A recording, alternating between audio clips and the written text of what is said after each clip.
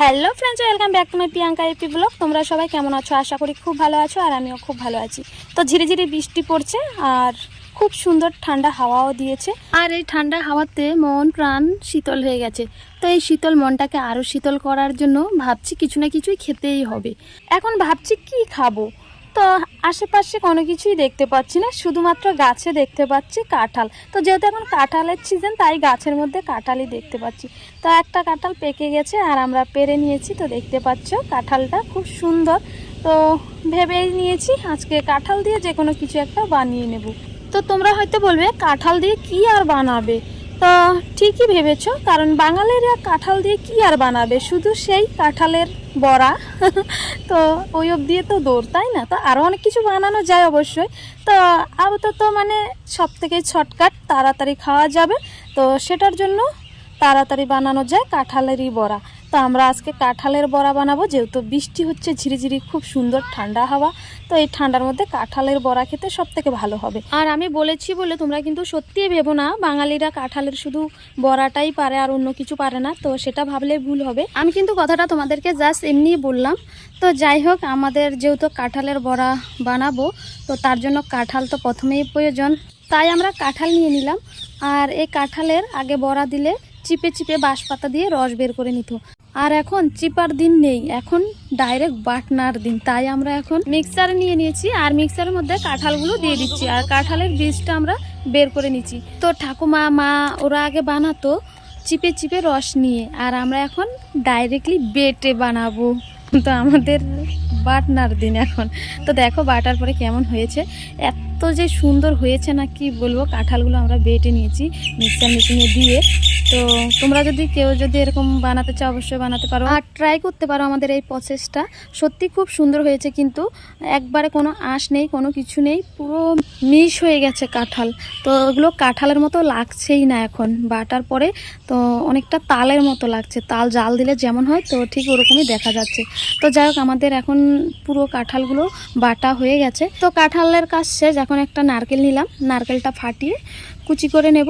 তারপরে আমরা যে কাঁঠালের বাটনাটা আমরা বেটে নিয়েছি, তো সেই কাঁঠালের বাটনার মধ্যেই দিয়ে দিচ্ছি আটা।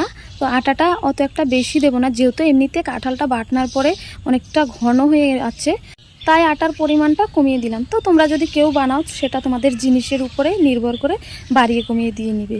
তো তারপরে আমরা নারকেলটা কুচি করে নিয়েছিলাম, তো সেটা দিয়ে দিচ্ছি। ছোট ছোট করে কুচি করেছি যাতে একটু দানা দানা লাগে খেতে, তাই কুড়িয়েও দেওয়া যায় নারকেল। তো আমি নারকেল কুড়ালাম না, কুচি করে দিয়েছি। তারপরে দিয়ে দিচ্ছি চিনি। তো চিনিটাও একটু কম দেবো, এমনিতে কাঁঠাল মিষ্টি, তো চিনি অত একটা বেশি লাগবে না, তাই আমাদের পরিমাণ মতো দিয়ে দিচ্ছি। আর শুকনা তাওয়ায় কালো জিরে হালকা ভাজা করে দিয়ে দিলাম, যাতে ফ্লেভারটা ভালো আসে, কারণ কাঁঠালের বড়ার স্বাদটাই অন্যরকম লাগবে যদি কালো জিরেটা অ্যাড করো। তারপরে আমরা হাফ চামচ মতো দিয়ে দিচ্ছি বেকিং সোডা, বড়াটা একটু ফুলার জন্য। তারপরে দিয়ে দিচ্ছি স্বাদ মতো লবণ। তো আমাদের সব জিনিস দেওয়া হয়ে গেছে, এখনই কিন্তু দেখতে খুব সুন্দর লাগছে। তো এগুলোকে আমরা এখন ভালো করে মিক্স করে নেব। তো একটা হাতা নিয়ে নিয়েছি, আর হাতার সাহায্যে আস্তে আস্তে করে সব জিনিসগুলোকে একসঙ্গে মিশিয়ে নেব। তো এগুলোকে আস্তে আস্তে করে মিশাতে হবে, একটু হাতে সময় নিয়ে, না হলে চিনি আটা এগুলো ভালো করে মিক্স হবে না। আর ভালো করে মিক্স না হলে আটাগুলো দলা পেকে থাকবে, তো বড়া খেতে একটুকু ভালো লাগবে না। তো বড়া যদি খেতে হয় ভালো করে, তাই একটু কষ্ট করতে হবে ভালো করে।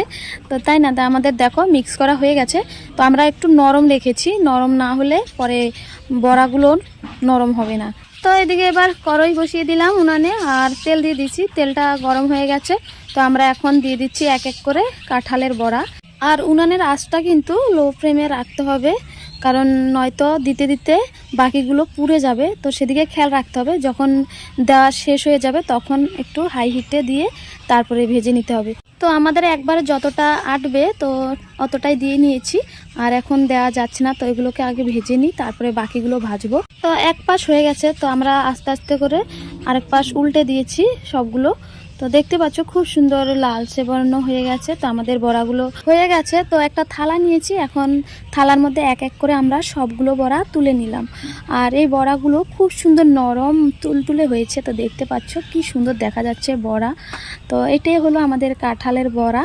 তো আমরা কাঁঠালকে বেটে বড়া দিয়েছি। তো বন্ধুরা, তোমাদের থেকে কেমন লাগলো কাঁঠালের বড়ার এই ভিডিওটা? তো অবশ্যই কিন্তু বলতে ভুলো না। যদি তোমাদের খারাপ লাগে তবুও বলো, আর যদি ভালো লাগে তবুও বলো, তবে আমরা বুঝতে পারবো যে তোমাদের কোনটা ভালো লাগছে কি খারাপ লাগছে। তো বন্ধুরা, আমি আর ভিডিওটা বাড়াচ্ছি না, আমি ভিডিওটা এখানটায় শেষ করব। আর তোমরা সবাই ভালো থেকো, সুস্থ থেকো। তোমাদের সাথে দেখা হবে আবার কোনো অন্য ভিডিও নিয়ে। Tata, bye bye.